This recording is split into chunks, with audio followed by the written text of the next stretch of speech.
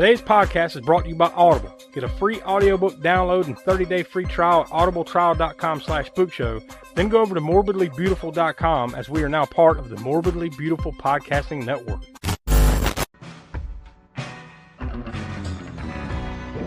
alive! It's alive! It's alive!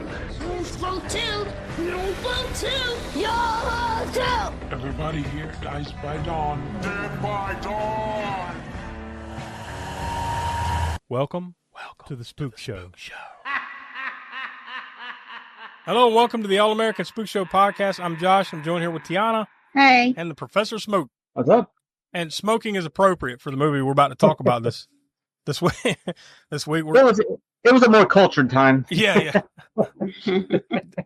This is when ladies had cigarettes on the long-ass, unnecessary cigarette filter holders. And we're going all the way back to 1963, and we're talking about the Alfred Hitchcock classic, The Birds. I think it's a good way to officially get out of the Sasquatch Summer, right? Like, let's swing for the fences and go for a big one here. Anything to watch that sweaty, hairy Sasquatch, earthy smell off of our bodies after everything we've been through this summer. That Squatch. Yeah, Squatch. yeah, the Squatch soap, whatever. Smell Squatch. Yep. We had to have Alfred Hitchcock help us wash it off. Yeah, I mean, we put this out for a poll. Remember, we all nominated something, and we put it out for a poll. So you, the watcher and listener, you're the ones that voted for this. So we appreciate it. I mean, like, we had some big, I don't remember everything we had on that poll, but it was some big choices. So, obviously the Birds is a big one. So very, very good way to kick off. And we're kind of, somewhat officially kicking off the spooky season in a way, right? I mean, because, here we are knocking on the door of Labor Day next week. And then before you know it, September, I mean, we usually kind of line bigger things up until we get into October. And that's quote unquote we kind of always dub that our Super Bowl. We're going to have our 7th anniversary this year. Can you believe it, Smoke?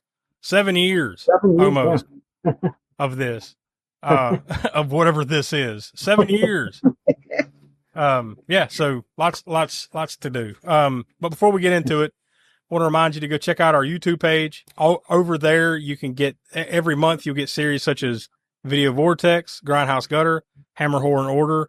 And we would also appreciate it if you become a patron of the Spook Show by going to patreon.com/AA Spook Show.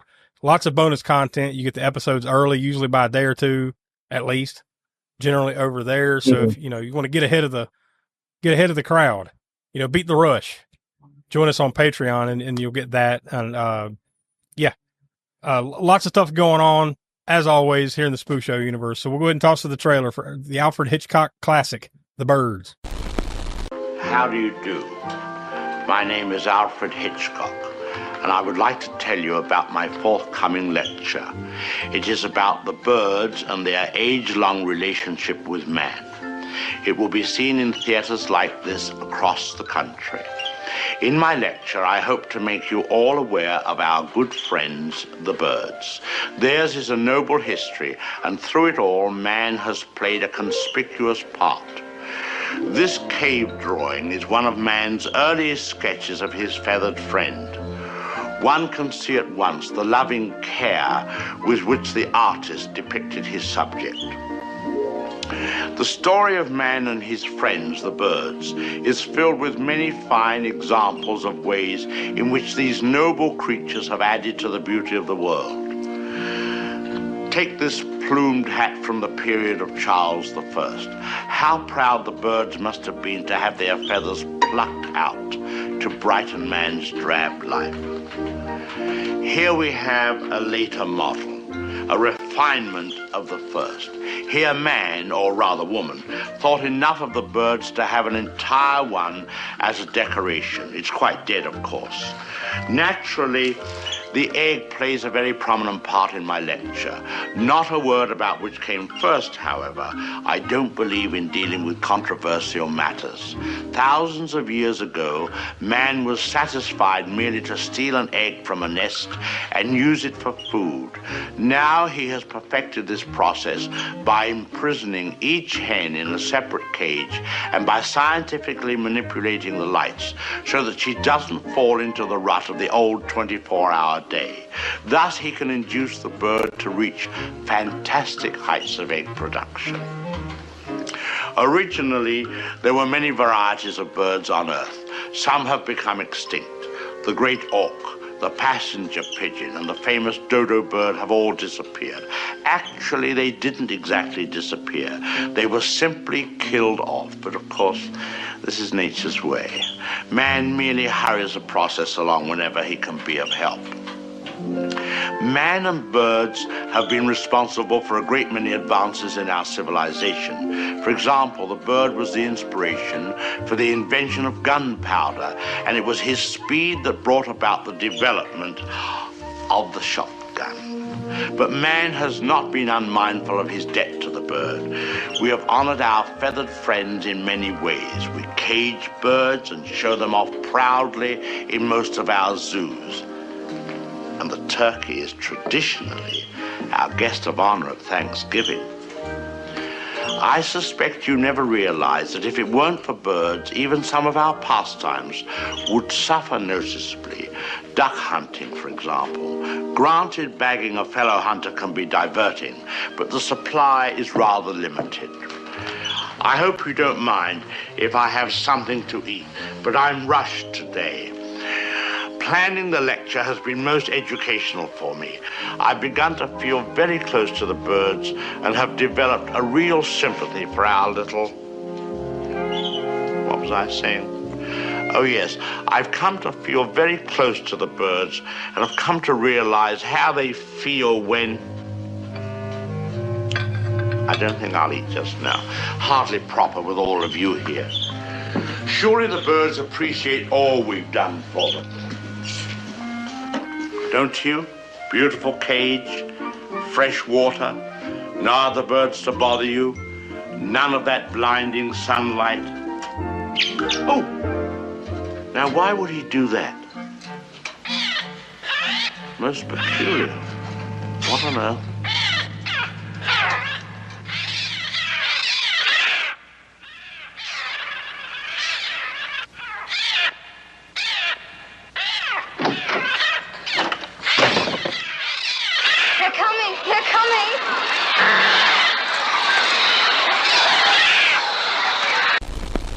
All right, there you go. That's the trailer. So I guess we'll go around. How many times, Smoke, do you think you've seen this movie? I guess maybe about at least 3 now.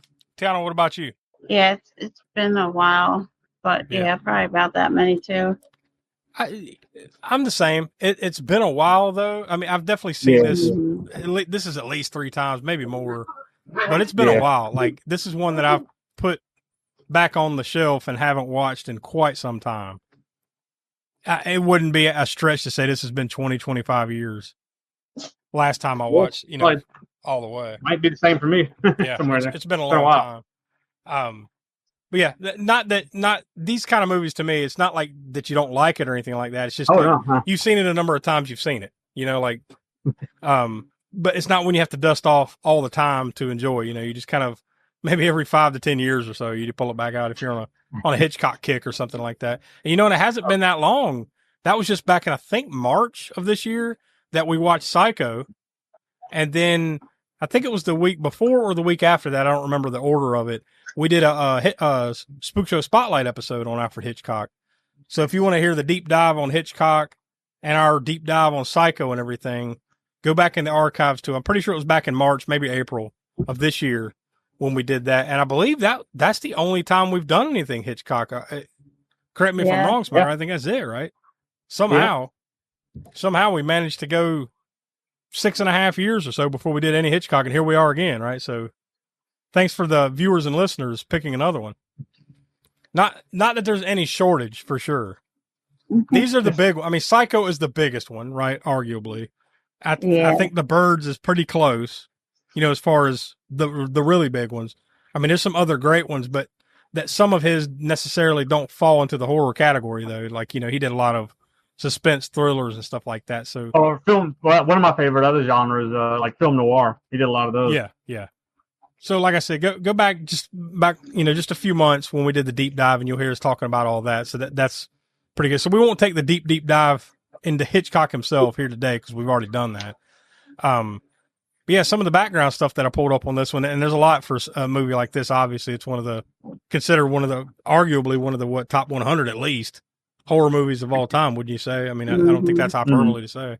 The only other title that I could find for this is just the quote unquote full title, and that's Alfred Hitchcock's The Birds. It premiered March 28th, 1963 in New York City. And then it was released wide just the next day on March 29th of 1963. And it was produced, of course, by Alfred J. Hitchcock Productions and distributed by Universal Pictures. It's rated PG-13. Now, I believe that might be a rating that they applied later on. Because, correct me, once again, time-wise, Smoke, where are we at? 1963, I don't think they really had the ratings, right? Yeah, we did that ratings episode sometime back there. And it was sometime in 80, was it 80? Well, it was brought about because of Gremlin and Indiana Jones and the Temple of Doom. So it was 84, right 85. Now. I can't think of what that first PG-13 movie was, but it was after those. So like sometime in 85, 86 or so. Yeah, mid 80s, something like that. So they must have applied that PG-13 rating sometime after that to this. Total runtime is 1 hour and 59 minutes. Let's just call it 2 hours. It's 2 hours. Because I think it's literally like 159 and 40 something seconds. It's 2 fucking hours. And it's one of those that goes right up to the end, too. There's no, there's not 5 minutes of credits or anything on the end of this thing. It's like, that's 2 full hours. On IMDb, it's listed as a drama, horror, mystery, romance. Filmed in Bodega Bay, which, if you've watched the movie, by the way, I should throw this out moving forward here, or at this point of the show, we are a spoiler-filled podcast. So if you've never seen The Birds, I mean, there is 60-something years ago, right? So that's kind of your fault at this point. But spoilers, we're about to spoil the movie. So if you haven't seen it, pause this, go check it out, come back, we'll be waiting for you. But anyways, it was filmed in Bodega Bay, which that's the place in the movie. It's a real place. Pretty much the entirety of the movie takes place in Bodega Bay, California, which is a town that's 30 or 40 miles outside of San Francisco, California. But there were scenes filmed in San Francisco and in Los Angeles. I'm assuming some of that was soundstage and stuff like that. But so that general area in California from March 5th to all the way to July 10th of 1962 for a pretty high budget of the time. And I'm assuming a lot of this is in the special effects with the birds and everything. The budget was $3.3 million, and it went on to a box office of $11.4 million. So pretty successful, but not like holy shit successful, right? Yeah. I do believe too that I saw something where at the time this came out in 1963, some critics kind of shit on it. It's another one of those where it's, with time people have realized what it was kind of thing. Yeah, more appeal. Yeah. But years ago, but in that moment, in March of 1963, critics were kind of, not really, especially too, this is right after Psycho, right? Correct. Timeline wise, right? This is year 2. Yeah, was it 1960? Yeah, for Psycho, I believe. Yeah, so this is after Psycho, so it ain't Psycho. Let's just say that it ain't that. So if you're expecting that, I could see where you might be disappointed. It's a different type of movie. Some similar elements there, but completely different type of movie altogether. And I mean, arguably, that's probably the only 2 horror movies Hitchcock did. I mean, well, you got Frenzy. Some people put Frenzy in there, but that's because it's still more of a thriller, but with a lot more violence because it was R-rated. Frenzy was. Yeah. So some people lump that in with the horror ones too. So. This movie mostly had 2 main inspirations. It was loosely based on the Birds novella, which was written by Daphne du Maurier. I think is how you say her name. Daphne du Maurier. She wrote Rebecca, which Hitchcock also did a movie version. It was in a short story collection that she wrote called The Apple Tree, and the name of the novella is The Birds. It's also partly inspired by a real life bird attack.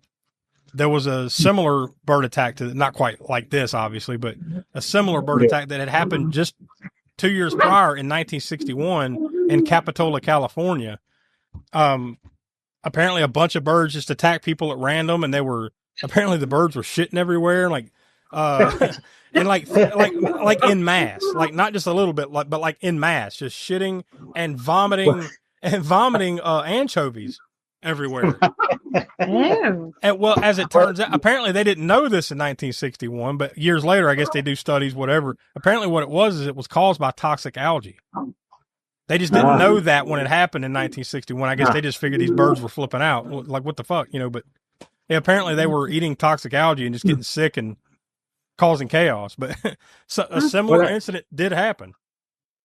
The way it's described there seems like that's more where you've seen the Mel Brooks movie High Anxiety, where there's which is basically a parody setup of various Hitchcock scenes, right? Yep. That he parodies, and the bird scene was that a bunch of birds, and people are like, the suspense music like rises or whatever, and it's like the scary scene or whatever, but instead of the birds attacking, they shit all over the person. Yeah. So the real life bird scene kind of was that, I guess. Yeah, apparently. Yeah. High Anxiety is more closer to the real life thing. Yeah, this Capitola, California bird shitting incident. I just thought it was very specific. It was like, and they were barfing anchovies everywhere. I was like, Jesus, man, what the? Very specific. Smoke, I know you'll appreciate like the soundtrack of this movie. Didn't really have like a proper score or soundtrack. There was some music, but not much. And the bird sounds were mostly done by using a synthesizer, an early form of a synthesizer called a trautonium. That's apparently how they got a lot of these weird bird noises. Yeah, and you notice it. I mean, well, you notice it, of course, as the movie goes on. But for me, the first spot I noticed it was on the island. The very first, not the first bird attack scene, not when she gets attacked by the seagull on the boat by herself, but the scene with the kids having the birthday party. Yeah, that scene, like the frenzy of the bird noises, you can definitely tell, or I guess heightened. I mean, you might not put it together that it's a synthesizer, but it definitely sounds. It doesn't sound not like the normal bird. It doesn't sound would sound. Yeah. Even like crows or seagulls or the noises that they make when they dive down or something like that. It doesn't. It sounds kind of like that, but not quite like this. Yeah, not quite. Which is cool. It gives it a different. It offsets that. It just gives it an eeriness, I guess, or something. It's not realistic to what birds sound like, but it works for the movie. I think. Yeah, for sure. The effects that were done in this. Now, apparently, there were a couple of different methods for the visual effects in this. There was a I can't remember exactly what they call it, but essentially it's like a yellow screen because you've got like the kind of green screen effect that. I think most people know about these days where, it's just got green background and then you can kind of superimpose stuff. So they had some of that going on in certain scenes. Then other scenes they used a very similar method, but it was like a yellow screen. Now, apparently that method was used in this movie and pretty much invented by Ube Iwerks. Now, if you know anything about him, he's basically one of the, in many ways, one of the co-creators of Mickey Mouse, Oswald the Lucky Rabbit. I mean, he's early Walt Disney stuff. He invented a lot of that shit with and for Walt Disney. Well, and then he split off, and I forget why. I forget what the whole deal with that was, but I'm sure it was credit and or money or something like that. I don't remember the whole story, but yeah, something like that. But I know he did. I think he did his own animation studio later or something. Yeah, so like he actually got Ube Iwerks. He actually got an Oscar nomination for this movie. It was the best special visual effects Oscar that year. And there were only two nominees, the birds, and then the one that they lost the Oscar to, Cleopatra. So Cleopatra beat it. And that's the only Oscar nomination this movie got, but still pretty impressive. Now, this is going off a little bit. Not really. It's and I don't know if you went to Universal Studios back in the day, back in the 90s or anything.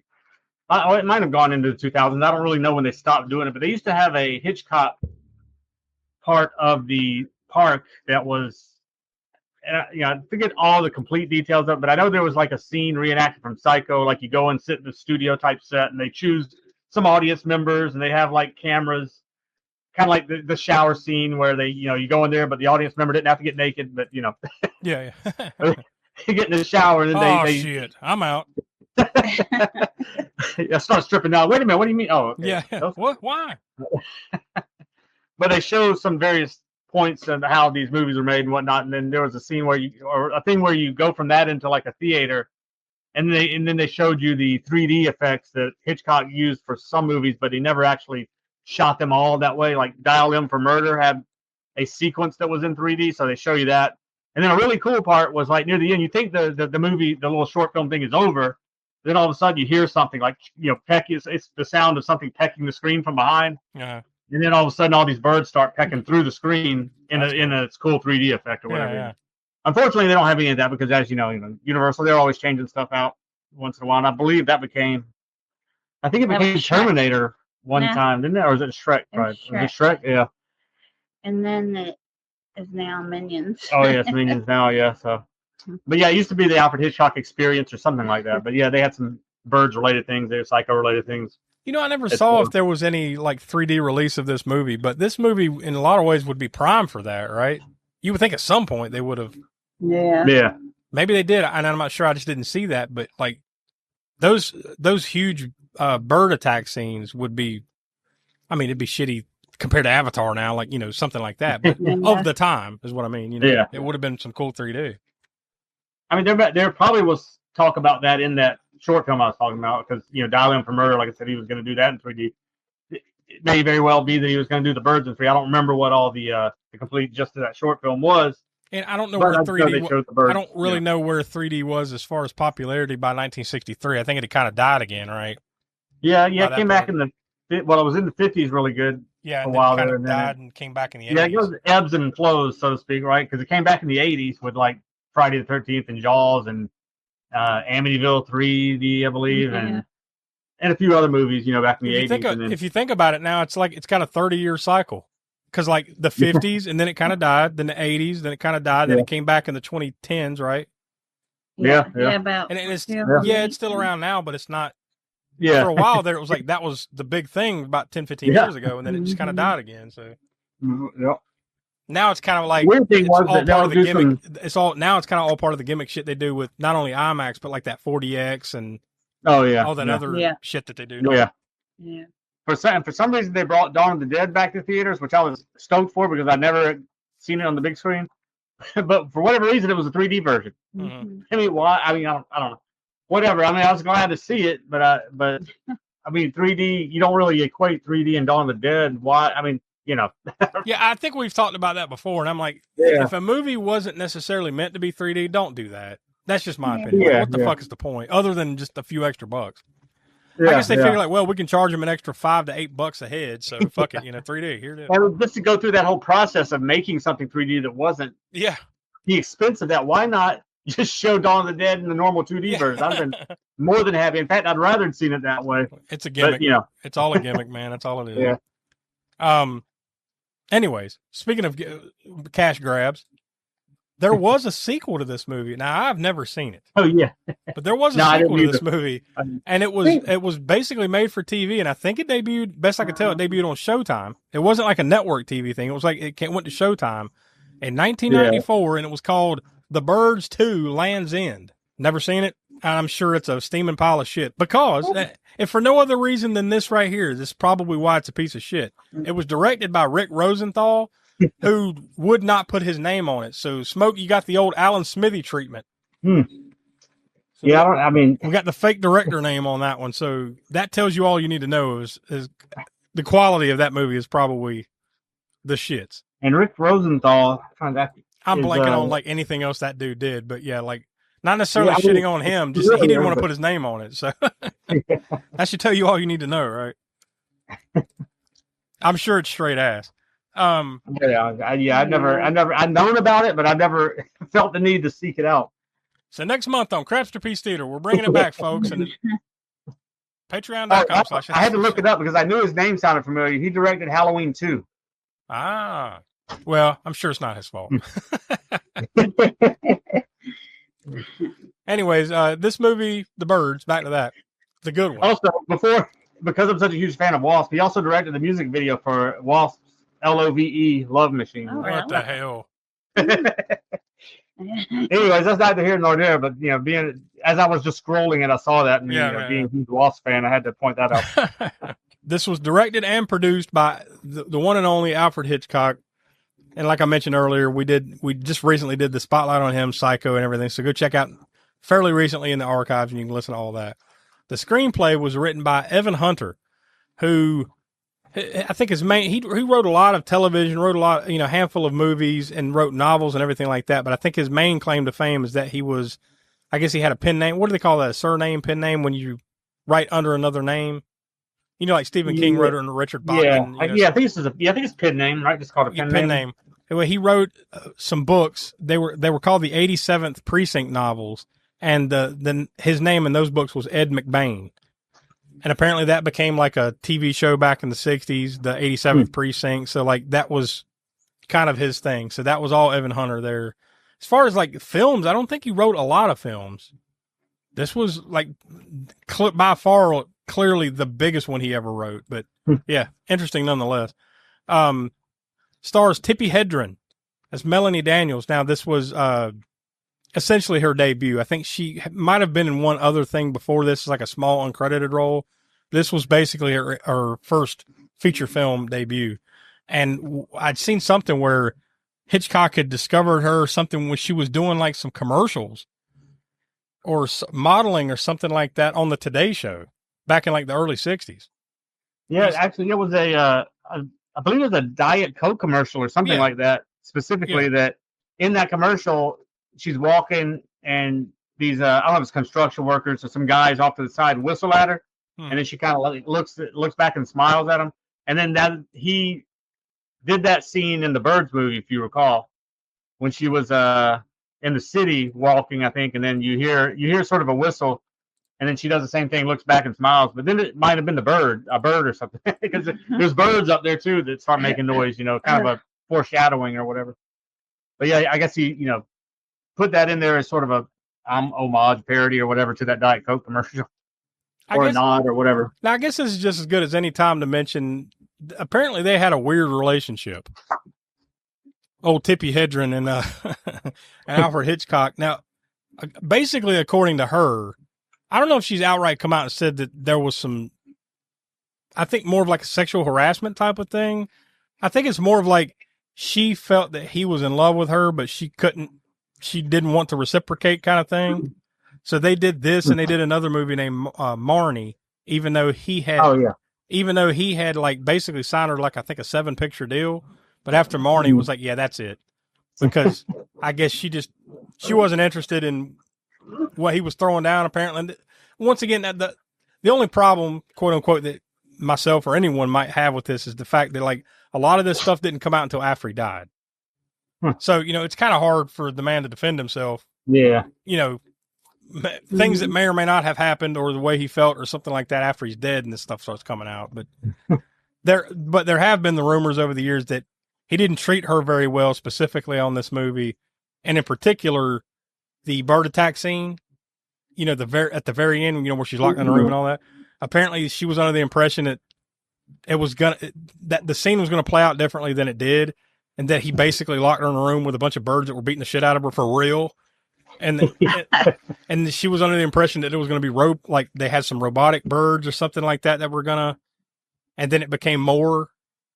And I don't know how injured she got, but just not cool, Yeah. She's thinking it's going to play out one way, and he's doing this another, and like questionable methods. I don't know.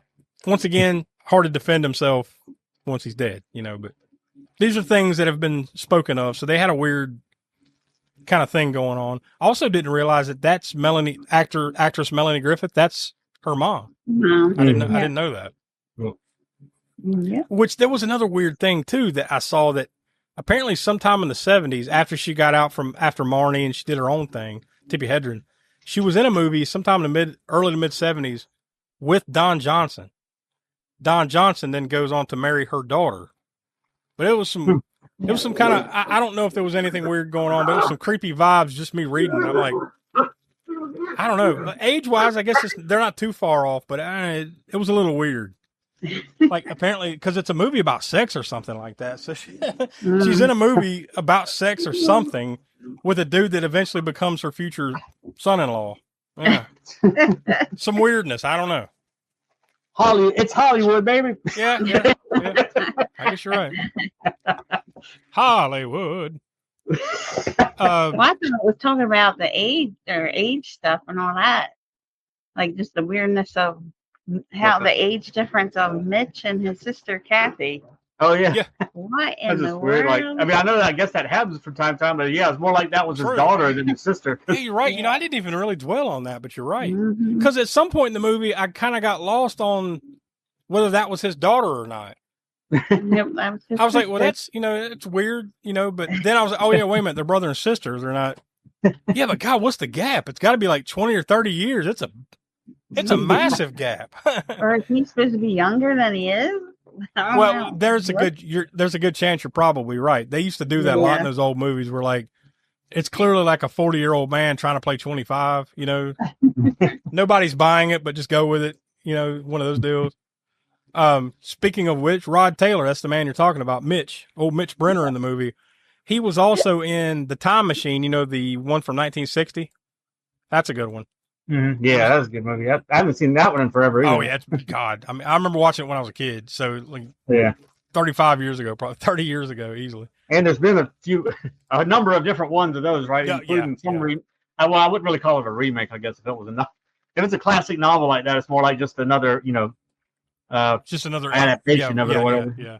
Just another version. There was one in the 90s though, I think, that was fairly okay, I think, from what I remember. I don't know. We need to get those on the show, at least the original classic one. And Hell, there's that probably one been from the so many 90s. variations of that. We could just have a Time Machine Summer and just watch every version of it. that sounds like torture. I mean, as much as I like Time Yeah. Machine, the novel and the movie. That sounds like it would be fun until you're doing it, and then it's not fun at all. Yeah. Until you've watched like the second one. After that, you're like, wait a minute. What's going on? What the fuck are we doing? Yeah, he was also one of the voices in 101 Dalmatians. You know, the original Disney classic, 101 Dalmatians. He was the voice of Pongo in that movie, if you recall, 101 Dalmatians. Yep. Which I think was roughly right before this or right around the same time. So, yeah. Some of the biggest stuff Rod Taylor did was right here. Like, basically, those two things and this, like, or some of the biggest things he did right in that time period. So, he's at his peak here.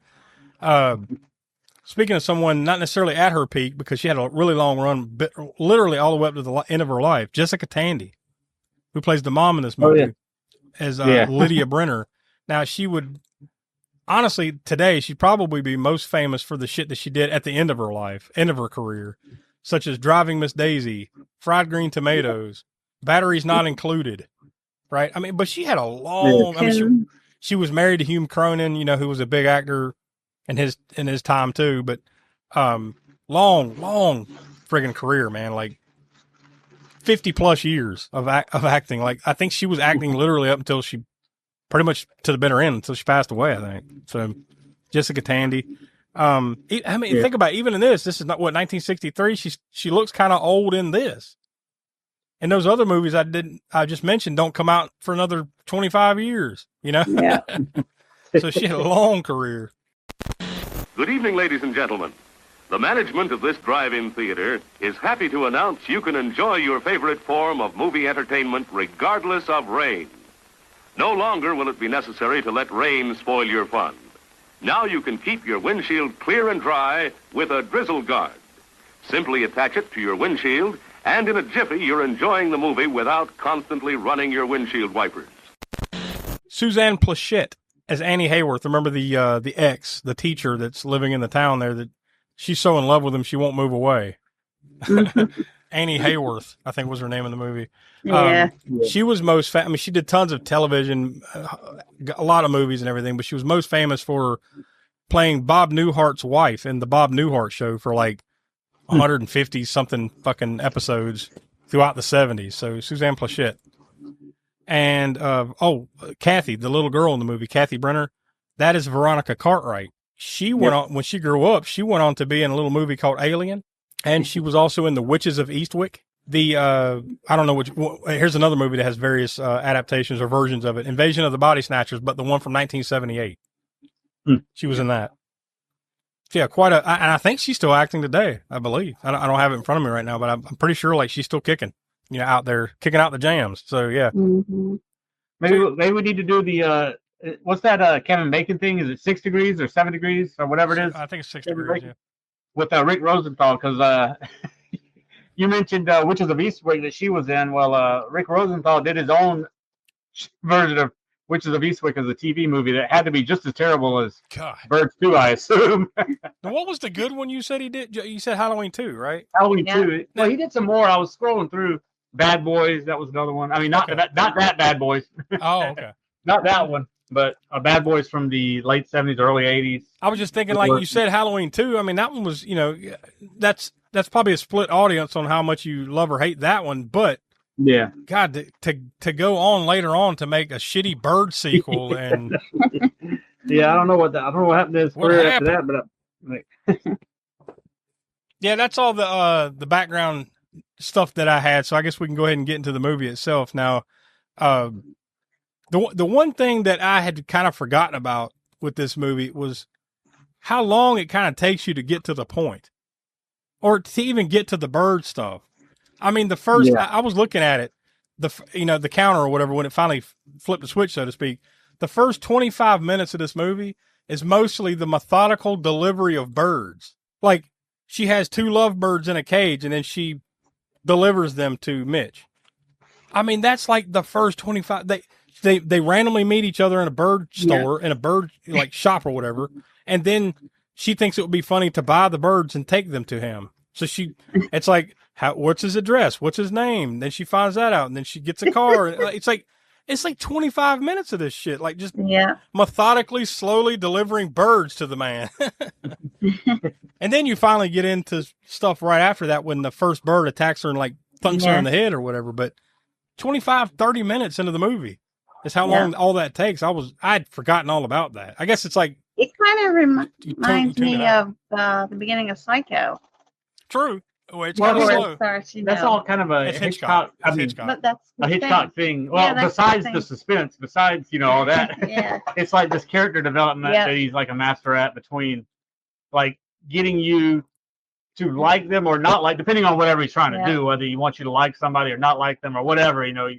He builds that before, and you don't even sometimes realize, like you said, you didn't even realize it until you were watching it again that it took that long before that stuff.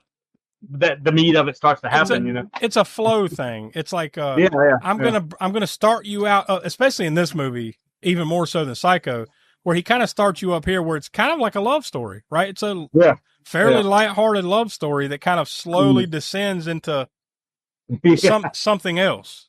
30, 40 minutes in, but it just takes a while to get there. But like you go from like, well, this is pretty much not a rom-com, but there's some comedy. It's a romance. That's what it is for that first 30 minutes or so. And then birds, eventually, like you get there, you get to the birds part, but yeah, like you said, it's like Psycho, even though, without the love romance angle, so to speak. It's, you got this whole story that you think is something else. It's a sort of a, not espionage, but sort of a, she's stealing money and is she going to get away with it? And then all of a sudden, she's the main character, she's killed off at whatever minute mark that is. Yeah, remember in that one, it's like there's this long thing where like she goes to buy a car, and remember it's like, what the fuck is? And then you finally arrive to Bates Motel, and it's a good chunk into the movie. Yeah, but there's something about it. I mean, there's other people that would do that and not do it as well. I guess you could say. Like I think Hitchcock was great at doing it. You're not getting any action really. I mean, not like action that you think of when you think of Psycho, horror movie or The Birds, whatever. But it's all this build up and stuff leading to it that in the hands of someone not as talented as Hitchcock would just be boring crap. Like, come on, let's get on with it already, kind of thing, But we know there's birds. No, we know there's birds coming. Just get to it, fat man. Yeah. But you don't feel that way when you're watching it. Like I'm not saying I didn't enjoy it, but I'm just kind of like, damn, this is taking forever. I don't remember it taking this long, to get there. But once you get there, it's kind of, and even once you get there, it's not nonstop. I mean, it eventually kind of does get there. It's even further into the movie, and we'll get into that. But that stuff really starts happening. But did you notice too at the very beginning, like that when she's walking? I think it's like in the first 5 minutes or so, maybe less. When she's walking into a building, Melanie, the main character, and there's a guy walking 2 little terrier dogs. Did you notice it was Alfred Hitchcock walking? Yeah. He did that, and I don't know how many movies, maybe everyone that he had some, maybe not everyone, but nearly every one of his movies, he had some sort of. I think a lot of the ones like like starting in the 50s or so. Yeah. To the end, the one when he was more well known or whatever. Yeah. Started becoming more known, and sometimes it would be very noticeable, and other times it would just be if you off to the corner of it. Like if you weren't really paying attention, you might not even notice that he was in this frame over here of the movie of this particular movie or whatever. A lot of times it was just side profile, like he's kind of standing there like as an onlooker or something, and it's Hitchcock. So it's the early Stan Lee treatment. Yeah, kind of where they got. I guess they must have jacked that idea from that. But yeah, but this one it's very obvious. Like she's walking in the building, he's walking out, and he's got like 2 terrier dogs. And apparently those were his dogs, by the way. And he's just walking out, just kind of looks around and keeps walking. But yeah, it's pretty good. But once again, when she finally gets to the town of Bodega Bay, that's when she's rowing the boat or whatever. And then she's going back to the shore, and then a seagull comes and like knocks the shit out of her, like pecks her in the head and attacks her.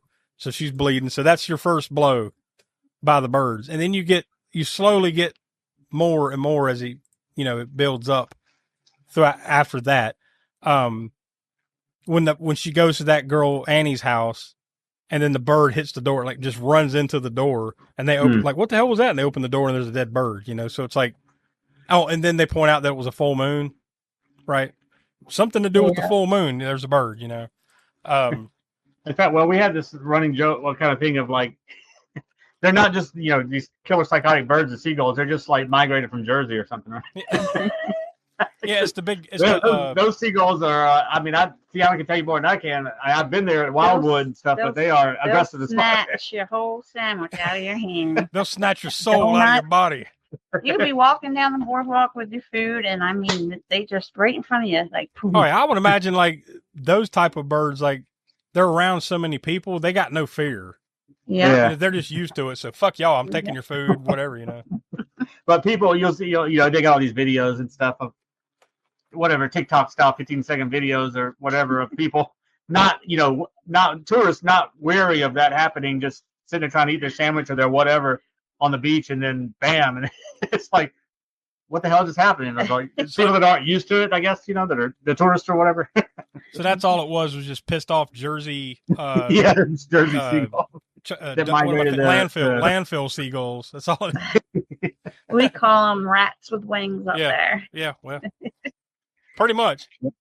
Oh, when I was in the Navy, I was in San Diego for boot camp, and those gulls too. They would fight over. There was a piece of food on the ground. I saw one seagull break the other one's leg with his beak, literally like trying to fight over this food. It grabbed its leg and bent it back the wrong way. What the hell?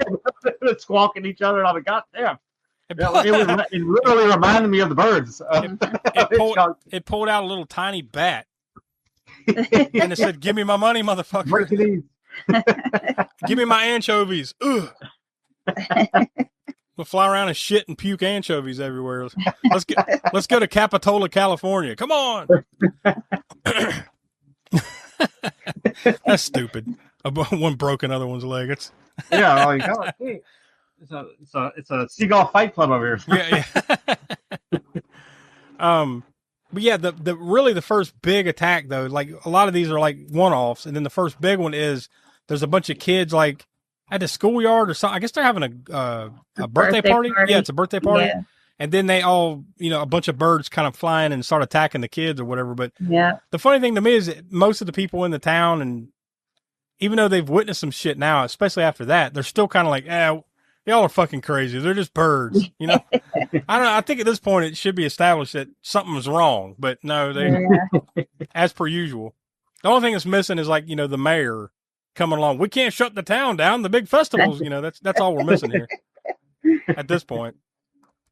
Oh, and then like right after that school attack, that's when they go back home and they're kind of like talking about what happened. And then a flood of birds just come down the chimney inside of Mitch's house and just beat the shit out of them. Yeah. So now, like, once again, it's still kind of isolated other than the school thing. It's still fairly isolated. So really not much is going on in the town about this. They're talking to the cops and all that stuff, but they're still not really addressing it. Lydia, Jessica Tandy's character, she goes, I got to go over to Johnny the neighbor's house to go I don't even know what the fuck she was doing. She's got to go down there to do something. And then she goes to the house. Nobody answers the door. She goes inside, goes into the bedroom, and then finds the neighbor dead, laid up like next to the bed. And there's like a bird stuck in the window or something, right? Like one on the bed. Yeah. and the dude just laid up in the corner dead, and his eyes have been damn Jersey Ghouls. Yeah. They must have thought he was one of those good sub sandwiches or something. Ate his fucking eyes right out of his head. That I'd say without question, that's the goriest thing in this movie, right? Because everything else is just like they're getting attacked and scratched up, so there's blood. Yeah. But gore wise, that's I can imagine 1963. That'd be like, oh, fuck. Yeah, that had to be. I mean, that's why they had to go back and re-rate it to PG-13, I guess, because in 1963, did they have the Hays Code at that time? I can't remember what the code. I don't remember what the code. They didn't have ratings yet. They didn't have any ratings. They did have a code. I'm pretty sure. You're at least that there was a standard, but it wasn't like. But if you're Alfred Hitchcock and you're making bank, you could probably get away with some stuff like that. I mean, like that one scene, here or there. Especially after Psycho, So he's getting away with some shit for sure. So that's your goriest moment. Oh, I love that one scene where Melanie goes to the schoolhouse and she goes there to talk to Annie. Annie's teaching, so she can't come out right now. So just wait for me. So she goes and sits on a bench and there's a playground behind her. And as she's sitting there smoking a cigarette, once again, another scene of smoking, smoking alarm. If ring a bell every time you see a cigarette. Maybe that's why they went back and re-rated it PG-13. Yeah, too much smoking. What about this guy that got his eyes picked up? No. It's the cigarettes. That's what. Well, now they rate. They automatically rate it R. That's what I heard. I don't know what the truth is in that. What I heard. Unless they changed it, but maybe not. It wouldn't shock me. But I love that when you're watching something on Netflix or something now, and you know how they always give you the warning. Yeah. I'll be watching like the worst thing. You might like Terrifier or something. I don't know. Some horrible shit, and it'll say extreme violence, language, nudity, smoking. I'm like, one of these things ain't like the other. God, I can't believe that. Did you see that movie, Terrifier? He was smoking. Yeah. I mean, like, okay, we get it. You shouldn't smoke, but to put that on the same level as the other shit, it's like, all right, come on. Anyway, she's sitting there smoking, and there's a playground behind her, and a bird, a crow, right? It floats in. Okay, oh shit, there's a bird. Then, like, it cuts back to her, cuts back over. Now there's 2 or 3 sitting behind her. Cuts back to her, goes, and now there's like a dozen. So it's like the birds are slowly creeping in. And then I think that final time when she hears something and she realizes it, she turns around and there's like 45 birds just sitting on that jungle gym or whatever, just staring at her like, I love that though. That is awesome. Apparently there were some stories about that school was like haunted or whatever. I don't know, but apparently that was, I guess, the real school there in Bodega Bay. Yeah. So it wouldn't. Yeah, there were some stories they were talking about on the set about it. Here are some local stories about it being haunted or whatever. And then Hitchcock got wind of that, and that's why he wanted to shoot. I guess he added those scenes to be shot there in that school. Yeah. This place is straight up haunted. Oh, tell me more. Let's make sure we get some action over there then. Let's really just fuck up Tippi Hedren's life and just send her over to this haunted school. We're already attacking her with real birds. And also in that last scene, like you're talking about, they wired the birds onto her so the birds couldn't like fly away. Make it look like they were attacking her. I mean, well, they were attacking her, but to make it, so they couldn't disengage from her, so they were wired onto her. Maybe it wasn't like he hated her. Maybe he was just trying to get that method type of thing. You know what I mean? It's I don't really hate you, but I got to put you through some shit to get some authentic. Kind of like Stanley Kubrick. Yeah. So maybe. I mean, well, those two directors. I mean, maybe there's some others, but those are 2 directors who have adjectives.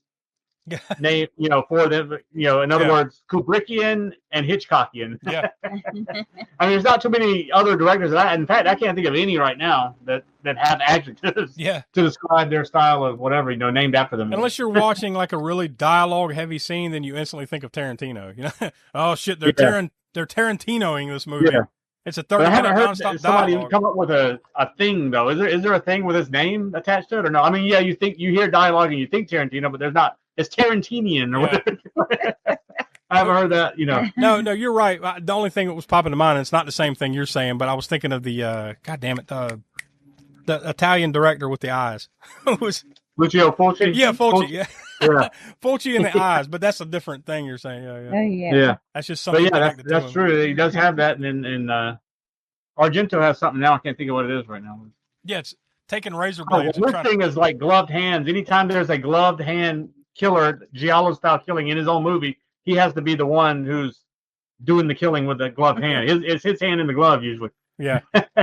I'm just thinking of Suspiria when the somebody's hand they take a razor, like a straight razor, and try to lift the lock, and they can't, and they just can't open it, and it's just and you fall into a room of razor wire as is perfectly normal.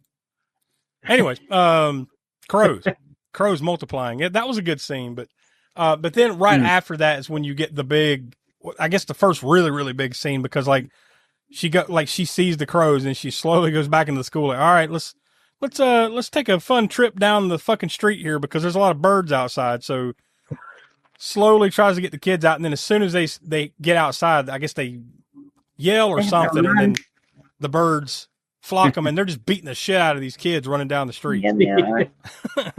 I mean, literally like whapping them upside the head and just kicking the shit out of these kids. They get into a car, and I guess the rest of the kids get away, but like, they're scratched up, but not dead or anything. They just got fucking attacked, This is one of those scenes too. I believe that was one of the ones that Ubiworks worked on. Because there were certain scenes too. Once it's pointed out to you, you can go back and watch ones that animated kind of. but the ones that he did look better than the ones that the other guys did. Because there was apparently multiple crews that did this, and the ones where he used his little like yellow screen method to me looked better than like the green screen methods that were used in some other scenes. No, once it's pointed out, you can tell the difference. But yeah, it is one of the greats. It is one of the greats doing this, right? So. Yeah. 1963 technology. This dude had it. Oh, that's another thing too. So they go to after this attack, like no one in the town can really dispute something's fucking going on, but there's this long scene where they're in a diner and they're kind of debating and arguing this, like, well, birds can't do that. Yes, they can do this. And, but, it's like a whole 15-minute scene here. And that's where there was a scene where a part of that where there's a mother in there with two kids where you're scaring the kids and then she's freaking out and all that stuff. It's almost like an exposition dump type of scene. We're like, we don't really know what's going on, but maybe it's this and maybe it's that. They're trying to kind of work it out and explain things without some like professor showing up and, well, here's exactly what it is, like, so it's more realistic to me, like the way they're trying to explain what's happening here. But in this scene, there's, as in all movies like this, there's always some old drunk guy sitting in the corner yelling apocalypse. Every like Crazy Ralph and Friday the 13th, right? Like example after example. There's always some dude in the corner like, it's the end of the world, So that dude's there, of course.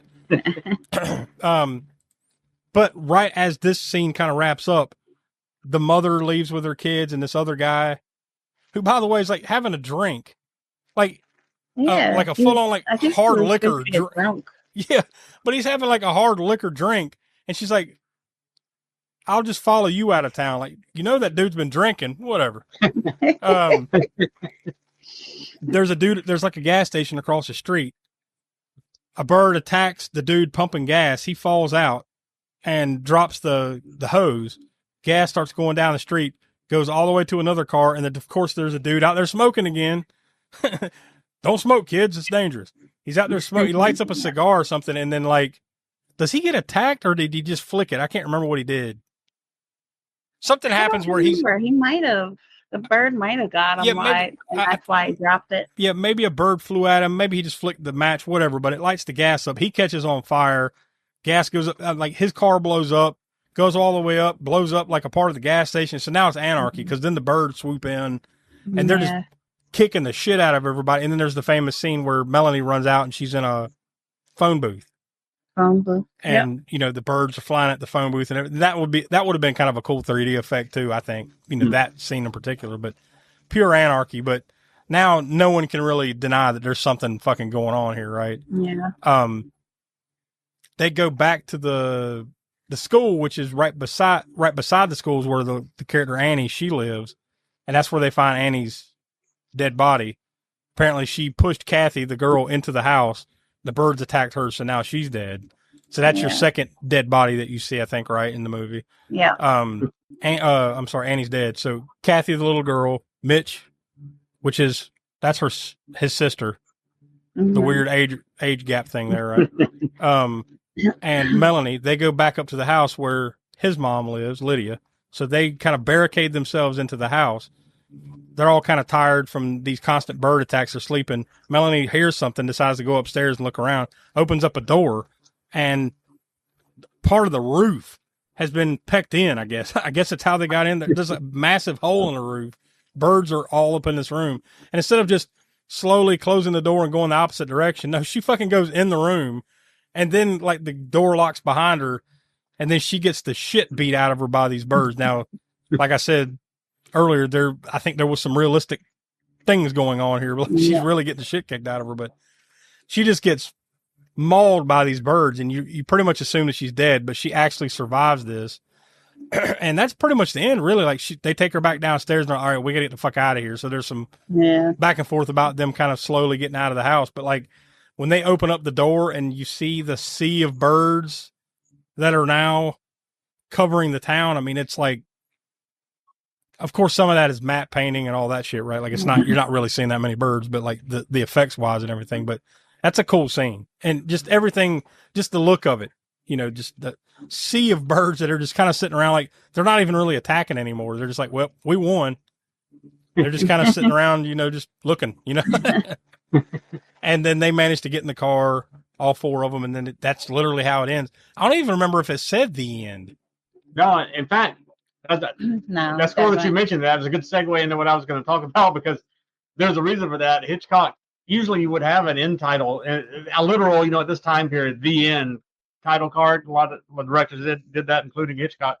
But he avoided doing that for this movie, he said, because he wanted it to be like the terror is unending. The birds, it's not an end. Like it didn't end. Yeah. Like it didn't end with the birds all of a sudden being back normal again or something. Yeah, ambiguous at best. So it is still continuing unending terror. So there's no the end. That's why I just ended it that way.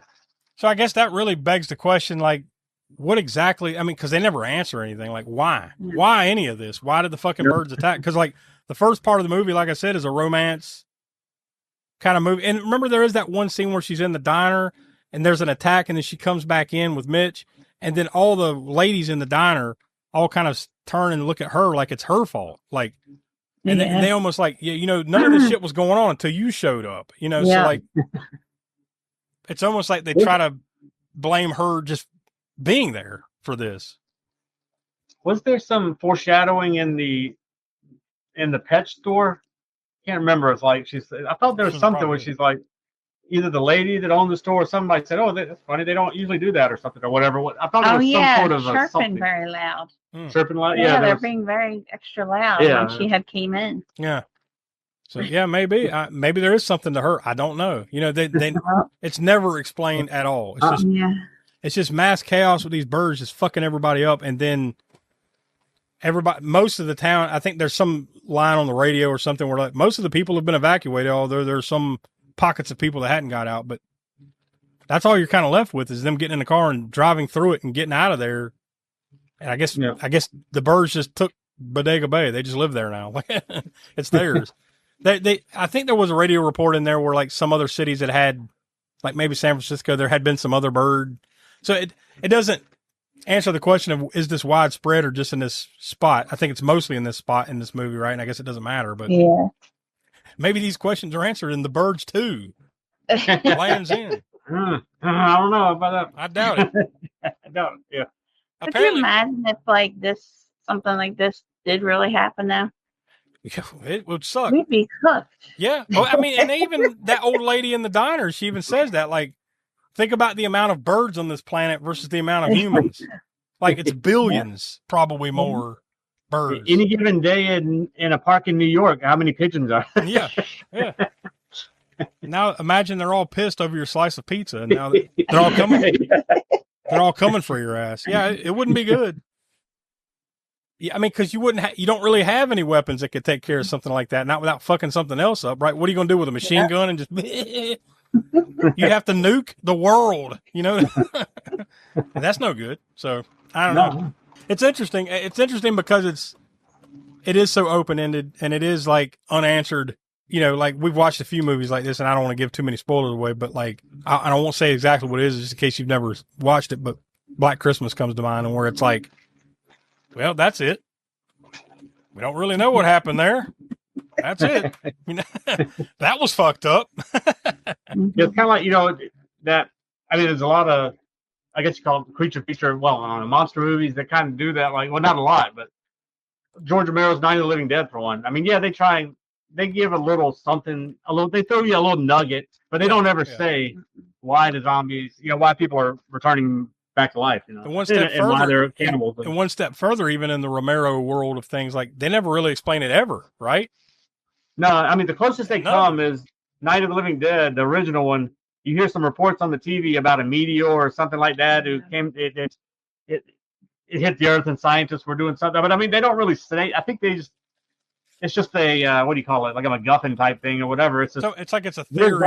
It's like a theory and not an explanation. Theory, yeah, it's like they don't say that that's exactly what it is, but if you want to take it as that, I guess you could take it as that. But he just didn't want to really explain it. And then that was it. Beyond that, he never tried to put any sort of Dawn of the explanation Dead there at all anymore in the other ones. Yeah, Dawn of the Dead, Day of the Dead, and none of them like really explain it. It just kind of is. Well, just accept. And I guess I think the way he said was Romero, anyways, that he didn't want to explain it because it's. I mean, why waste time, cinema, you know, time on screen with all that when you could just be in it, and that's it. And then they're trying to find, you know, survive and find their way out of it and whatever. But film's expensive. We got no time for this shit. Just yeah. Well, there you go. That's the Hitchcock classic, The Bird. So, Tiana, let's, you know, ladies first. We'll let you go first since none of us really brought this one directly to the table. It was a fan vote. So, what's your final thoughts and your rating on this one? Well, I've seen it a few times and I haven't seen it in a while, so it was good to watch it again. I think I gave Psycho a 5. Yeah, I'm pretty sure. Let me double check real quick. I'm pretty sure we all gave Psycho. I don't yeah, know we if did. I was Yeah. wrong, so. No, okay. you were. Yeah, we just did that one back like in March. Yeah, you were. Oh, that's right. Yeah, we all gave it 5. Yeah. I'll probably give this one a 4. Smoke, what do you think? It's probably about the same for me as far as not having seen it in a while and seeing it 3, maybe 4 times at most. But I mean, I love Hitchcock. This isn't my favorite movie of his. And in Psycho, even though we gave it a 5, I love it. I love Psycho, and it's worth 5. But some of my favorite Hitchcock movies aren't even the horror ones. Like I said, it wasn't that many that he did that were actually labeled straightforward as horror. I don't quite like it as much as Psycho, but it is. I mean, it's quality. I mean, pretty much any Hitchcock movie you get is going to be quality to some degree. Even his early stuff showed signs of that. You know, his mastery over the medium or whatever. But just the little things, like we said, the build up at the beginning, even though it's 25 minutes before you get to any of the actual bird attack action, you know, you don't really feel that unless you're really paying attention to it, because he's a master at building character development and quirkiness and all the little things like that I'd forgotten until I watched this again. Was like, and this is very minor, but very much a visual, just little, I guess it was a humor thing or whatever. But when she's riding in those windy curves of Pacific Coast Highway, when she's going to Bodega Bay and she's taking the birds to them, and they're, you know, she's in the convertible, right? And the birds are sitting there in the center, and as she's going around the curves, the birds are leaning into the curves, you know, like, and that's a visual image that has stuck with me that I kind of forgot about until she was in the car. Before it happened, I had a visual cue of like,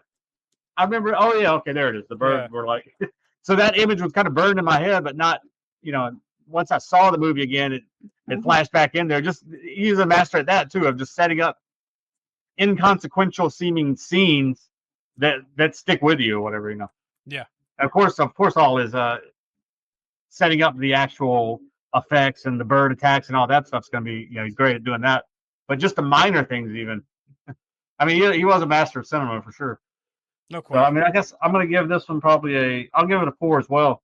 It's a tough one because I don't like this one quite as much as Psycho. I mean, I don't think that's breaking new ground or anything, but I still love it. I mean, it's a great flick. It's so well done. I mean, it's fucking Hitchcock. It's so, and it looks so good too. Yeah. Like, I know some of the effects are a little dated now, compared to what can be done now, but they look really good for 1963 type stuff, with the birds and everything. But just the cinematography and some of the landscape type stuff. And I know, yeah. and I know even some of that was probably not necessarily something you're shooting. Some of it was, and I'm sure some of it wasn't. Sure, some of it was effects, painting and all that type of stuff. But like that landscape and the look of everything, the colors. I mean, it just looks so good. Acting is great. Tippi Hedren did a great job in something that apparently was the first thing she'd ever done, right? I mean, first feature length film anyway, other than commercials and stuff like that. She did a damn good job. I mean, how often do we watch something where it's like this person's first thing and they do as good a job as she did in this one? I mean, she held her own. I mean, it's just a great flick. I think I'm gonna go. Yeah, I think I'll stick with y'all and go 4. I mean, I could definitely totally justify going higher, but I think that's a solid place to put it. Because I'm sure there's going to be some other Hitchcock stuff we get around to, if you're just directly comparing apples to oranges, that I might like a little bit more. I know at least a couple that I can think of right off the top of my head. I mean, I can't wait to delve into maybe, start putting some of his film noir type stuff on the Cult Corner wheel or something. Yeah. That we spin or whatever. And some of those things are just amazing. Can't go wrong with more Hitchcock. No. So we give it across the board 4 stars out of 5. So we highly recommend you go check this out if you haven't. If not, we spoiled it for you, but we haven't really spoiled what this is. It needs to be seen, right? So even story-wise, you might know what happened now, but, you still need to go check it out for yourself. But before we completely check out, Tiana, we'll leave it with you with the kill count.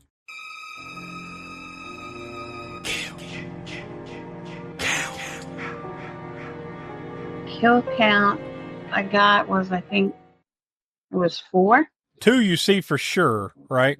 Annie and the guy with his eyes poked out. Yeah, and then there was the guy that burned himself, and I thought somebody else. Well, there was the guy that that lit the cigar, so it was the match or whatever, that his car blew up. That's for sure. Maybe the other guy at the other end of the pump, the guy at the gas pump, maybe.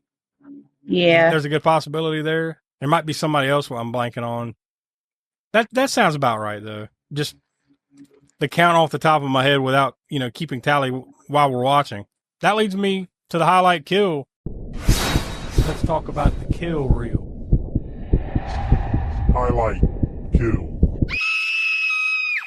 I got to go with even though you don't see it happen, the aftermath with the eyes poked out, I got to go with that, right? Like, that's probably your high impact moment, other than just the birds attacking, is her cutting the corner and seeing a dude with his eyes gone, dead in the corner. That's pretty fucked up. Yeah. So I think I'm going to go with that for the highlight kill. So Smoke, that leaves us with you with the gore score.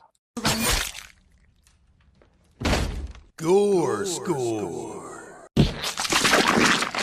That highlight kill is the goriest part of the movie.